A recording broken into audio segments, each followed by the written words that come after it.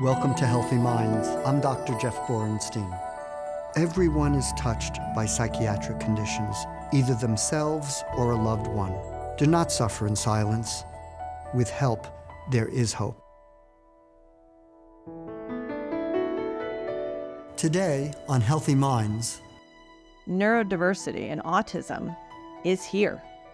What do we do when they're post-18? Because 75% of funding goes to children on the spectrum 0 to 18. So it doesn't go to the children, but goes to research and goes to support. But those children that are on the spectrum at 18 are going to be on the spectrum at 28, 38, 48, 58. So we need to really, as a society, be focusing on what are we doing to be ready for this wave of children identified with autism. What are we doing to provide the resources and support to accommodate their needs? That's today on Healthy Minds. This program is brought to you in part by the American Psychiatric Association Foundation and the John and Polly Sparks Foundation.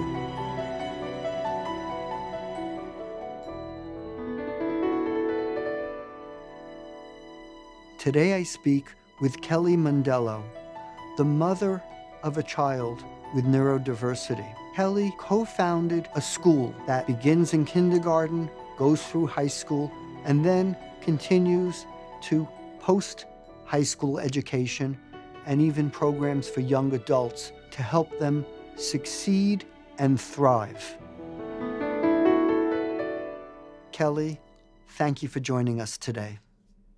Thank you. It's actually an incredible honor to be on here. I've seen your guests in your show, and I'm not sure how I got the privilege to do this interview with you, but thank you very much. Well, thank you, and I think our audience is going to find out as our conversation unfolds why we're having you on the show. And I want to jump right in and ask you about Lyft. First of all, it's an acronym. What does it stand for? And tell us about it. It stands for Learning Independence for Tomorrow. It's a nonprofit educational organization that is a K through 12 academy, a 4-year secondary transition program, and an adult program that focuses on career readiness. It was the inception of my co-founder, Kim Karuzovich, and myself, and we started this as passionate mamas for our daughters, Morgan and Gina. And we had both tried different educational options, and nothing was the right environment for our kiddos who are on the autism spectrum. And now they are adults, but they're still always our kiddos. So I'm not an expert in autism by any means, but I am an expert in raising my daughter on the autism spectrum. And Lyft was personally a solution. We couldn't find what we needed in private or charter or public. And as a speech language pathologist, and Kim being, she has a background in special ed and a master's in school administration, we got this crazy idea one night and we drew out what this would look like for our girls.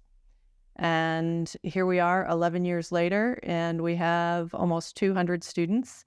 And we just finished a massive renovation of a 60,000 square foot YMCA in Clearwater. And all of our programs are housed on one campus. So I'd like you to tell us a little bit about what makes the program special, what makes it work for children and young adults who are living with neurodiversity. Sure. I would say a couple things. The biggest thing that we do really, really well is we've created a community. So just like you and I get to hang out with our friends, we choose where we live, we choose the social activities we become involved with. Kids on the autism spectrum, even at a young age, they're often the ones that are not picked for the teams, and they're not the ones that get to be in leadership positions. And they're the ones that society has coined the weird ones. Autism in general just is, as you know, a neurodevelopmental disorder. It's not a disease. It just means you interact with the world differently than the neurotypical brain does. So we have a community of neurodiverse students and individuals who have found their tribe and their leaders, and they work together, they play together, they socialize together. Even the alumni group. My daughter is 29 and she still participates in the alumni activities. So it's a community of belonging. And I think that's incredibly, incredibly critical, especially right now when we're faced with so many challenges in society. And for our area, we have a place for neurodivergent individuals to call home. What was the experience that your daughter had at schools that already existed? What was happening there that wasn't good enough? Yeah, that's a great question, because what it was for me, for my husband, and for our daughter is different than it was for Kim and for her daughter. What we found for Morgan is that she was actually cruising along just fine. And it's really hard to identify autism in children until the behavioral traits start to become a little more evident. And that seems to be, in my experience, running the school, or not running the school, but overseeing the organization. It seems to be about fourth or fifth grade that it becomes a little more obvious, the delta between neurotypical and neurodivergent. So our daughter was really cruising along great. And then there was one time I remember being at this charter school, and she would come home not having a whole lot of homework, which concerned me because I had two other neurotypical children that were coming home with a lot of homework. So not that I want to put on too much work, but there were no expectations. And that was the biggest driver for me as a passionate mama who thought, this child's going to get to experience everything her siblings get to experience.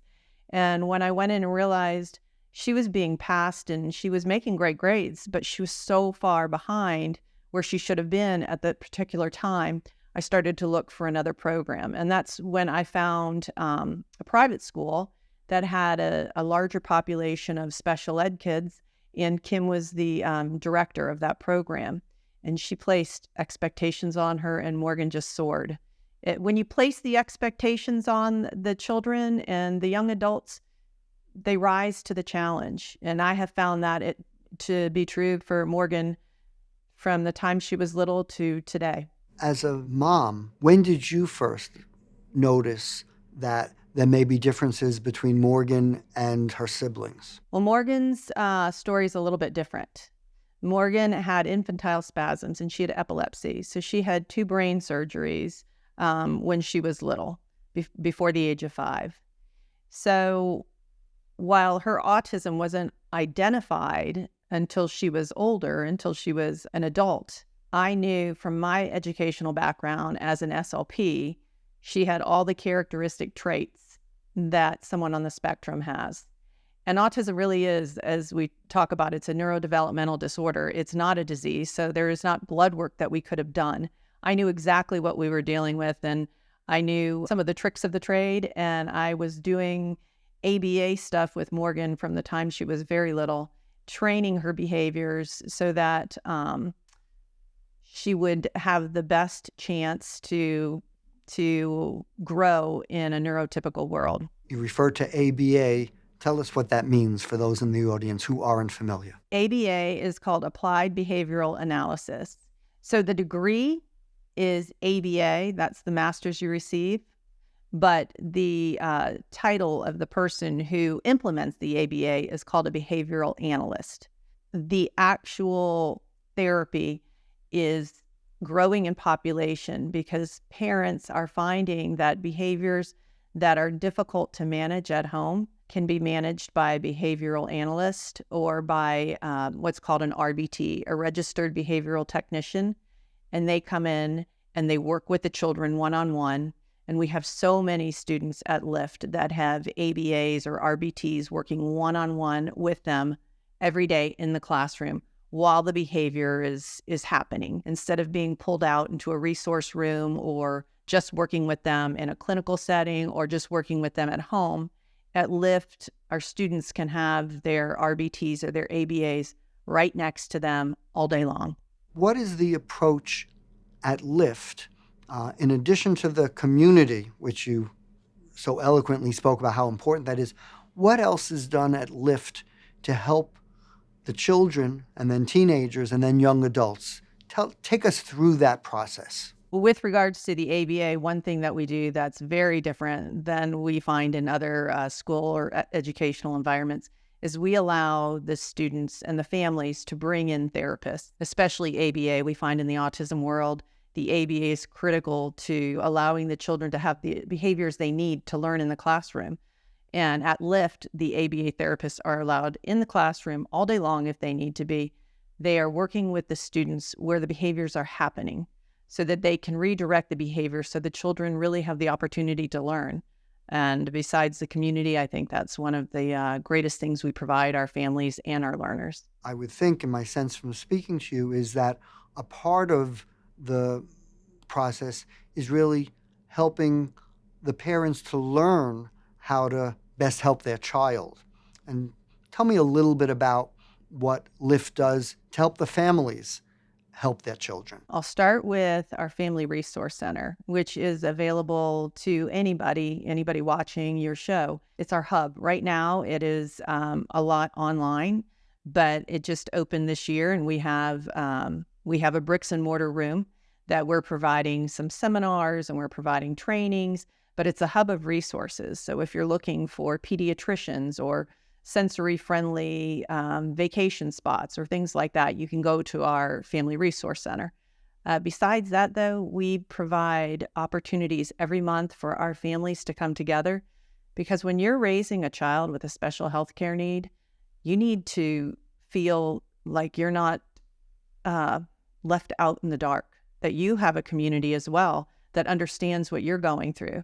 Raising a child on the spectrum is a family deal. And it's not just for the child. It's not just for the mom. It's not just for the dad. It affects families, marriages, siblings. Everybody has a part in this dynamic. So we provide a community and opportunities for our families to get together every month and share their lessons, their situation, what they've gone through, what they're going through, and ask for help in whether it's from the teachers, the team members, our leadership, or from each other. It's a community. One of the challenges is sort of as the child gets older, moving into young adulthood, and that balance of independence but still needing support from the family. Tell us about that. We've kind of evolved. Lyft has evolved as our girls evolved. So when our girls needed to graduate and to have accommodations and perhaps some modifications, but still receive their standard diploma, then that's what we built. And then when our girls graduated from high school with standard diplomas, and we decided now they need and deserve a 4-year post-secondary program like their siblings who are neurotypical and get to experience all of the great things after high school, we built a transition program. And that focused on the independence that they would need and the skills they would need to acquire to get to their fullest potential of independence. And we focused on our academics. We maintained a level of academics that was appropriate for their learning abilities, but we also incorporated life skills, almost home ec, if you will. And on top of that, we had job training that we started at, I guess it would have been their first year of university. So we went out in the community and we were literally knocking on doors and said, we have young adults here with learning differences, but a lot to offer. Can you help us by helping them? So we asked our local restaurant that serves pizza and our local veterinarian and a nursing home, are there positions there that you could use an intern? We're not asking you to pay them, but could you take in these young adults with learning differences that have this valuable skill set of loyalty, dependability, all of these things that would make them great employees? And we're going to provide a job coach. And will you teach them the skills that they need? And we had the most amazing community response. And within the first year of starting this community partners program, we probably had a dozen. We had more community partners willing to help us than we had students at the time in our transition program. So as we grew, as our daughters grew, our program grew. So that was the transition program. And it's, to me, it's one of, well, I love everything about Lyft because every time I go in there, I'm like, oh gosh, every time I go to campus, I look at things going on, and our executive director and our leadership are taking leaps and bounds into places that Kim and I only dreamt of. So, but the transition program is probably our heart, because that was the main focus when we decided to start Lyft, is what are we going to do for our girls when they graduate from high school? And then there's a program after the transition program. Tell us about that as well. Yes. So what we recognized is in our goal, I should have stated, our goal is for all of our students to have gainful employment. We want them to graduate from Lyft University, and we want them to have the skills and the confidence to go out in the world and have a full-time job. Part of our job is also to educate our community. I feel that personally. I feel like Lyft is a leader in the landscape of neurodiversity in our community. And so we have to share our lessons and what we've learned with the community that's not familiar with neurodiversity. But what we have learned is for those students that might not be able to have full-time employment, or perhaps they have the skill set or the ability or the intellect to work part-time, what are they doing the rest of the time? And the answer would be they're sitting at home. So we decided that was a problem. We needed a solution. So we came up with, actually it was Gina, Kim's daughter, who came up with our first micro business. I call it our social enterprise for sustainable employment. And it's called Lift Your Heart. And it's crafts, art, bags, pillows, everything that you can think of if you'd go into like a Chip and Joanna Gaines type of store, boutique-y kind of gifts. We do a holiday market. Gosh, we do so much. We do pumpkin patch farm. There's so many things we do with that enterprise, but we found that our young adults that are not able to find full-time employment still had so much to give, so much value to add to our community, and we created these opportunities for them to work. So we have Lift Your Heart, and we have a Lift Your Fork catering crew, and I would have to say our red velvet cupcakes and cookies, I would argue that they're some of the best that I've ever had, and that's my favorite. And we have a Lift You cleaning crew, and we're right now in a transitionary period, but our other micro business is Leo's Cafe, and that is where our young adults also run the cafeteria for our Lyft Academy students. We're in a transitionary phase right now because our cafeteria is not quite built out. I want to ask you to share some guidance to somebody watching right now who's concerned about their child that may be on the autism spectrum. What do you say to that parent? I am a huge advocate of being a champion for your child. So start at your school. And that was one area that I did. And start with your pediatrician. And don't stop until you are comfortable with the diagnosis, or you're comfortable with understanding why your child has the certain behaviors that they do. And autism's biggest marker is probably the social connections and the way that children with autism view their world around them. Executive functions are typically not what the neurotypical are. Eye contact's a big marker. The way they relate to their peers, another marker. But keep fighting until you get comfortable with the diagnosis and what you're hearing. If you're not comfortable, then as a parent, listen to your gut. Parents know their children. Parents know their children. And if you've met one child with autism, you've met one child with autism. Everybody's their own individual. Absolutely. And how do you approach a school where they may not have the top-of-the-line special services, but there may not be other alternatives for that family? What do you do to at least make it the best thing possible for your child? Oh, that is a struggle that I think every parent has that has a child with an IEP, and that's an individualized educational plan in the public school system. I think every parent that has a child with an IEP can feel the pain of what you're talking about.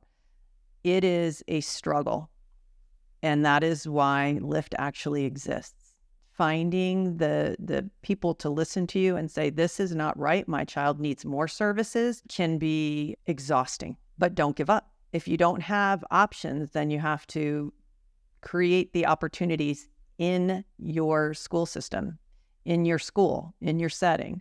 But there are options in most communities for neurodivergent children. There usually are options that are outside of the public schools, and if there aren't, find a group of parents that you can connect with and call me. Let me see what I can do. Well, I think that's good advice, and I like the find a group of parents, because we know, just based on the numbers, that in any community there will be a community of families, of parents, of children that may be going through similar types of circumstances, so people shouldn't be alone and should make use of that support of a community. Jeff, the most recent CDC numbers for autism is 1 in 36. So most classrooms are about 30. Now at Lyft, we keep ours. I think that's another really important thing that I didn't mention. We keep ours to 16 because of the needs of the various levels and needs of each learner. But 1 in 36. So we need to really, as a society, be focusing on what are we doing to be ready for this wave of children identified with autism. What are we doing to provide the resources and support to accommodate their needs? Yeah, extremely important, because it's not just children, as we've already discussed. It's young adulthood and then older adulthood down the road. What can we as a society do to help those people and their families? That is such a critical topic, and I work on that as well outside of Lyft on some other boards to focus on what do we do when they're post 18, because 75% of funding goes to children on the spectrum 0 to 18. So it doesn't go to the children, but goes to research and goes to support. But those children that are on the spectrum at 18 are going to be on the spectrum at 28, 38, 48, 58. And we are preparing our young adults at Lyft, and I'm preparing Morgan at home. But we need to, again, as a society, we need to be focusing on this population, because as the numbers continue to rise, and I don't believe that there's something in the water or anything like that that's creating that. I think we're just becoming more aware as a society, and we're putting a lot more money in research than we ever have. So the diagnostic tools for identifying are so much better. But neurodiversity and autism is here. And we have got to figure out how we can be accepting, inclusive, provide accommodations, and what are we doing to prepare ourselves and our communities to be as accepting and inclusive as we possibly can be. You spoke about the programs at Lyft to help young adults get into the workforce. And I'd like you to speak a little bit more about the issue of employment for people who are living with neurodiversity. We live in a time frame and a society right now where we talk about diversity, equity, and inclusion, but we don't really talk about neurodiversity. And I think we're missing the boat. Young adults that are on the autism spectrum have a very special gift and abilities that they can contribute to so many companies, corporations, and I wish that everyone could get on the train where they looked at neurodiversity as something to be celebrated, not something to shy away from. And I just would like corporations, our companies, come together and look at where we can offer solutions and where we could put some of these mindsets of inability and change it, and look at the abilities and hire some of these beautiful, beautiful members of our community that have so much to offer. Kelly, I want to thank you for joining us today. I want to thank you for all that you've done. Obviously, you did it for your own daughter, but you're doing it for so many other people as well. You wear your passion on your sleeve, and I appreciate your sharing that passion and your knowledge and experience with us today. It was my honor. I am grateful for this opportunity. If you're a parent of a neurodiverse child, don't leave any stones unturned. Do everything that you can to find the support and assistance for your child. Remember, with help, there is hope.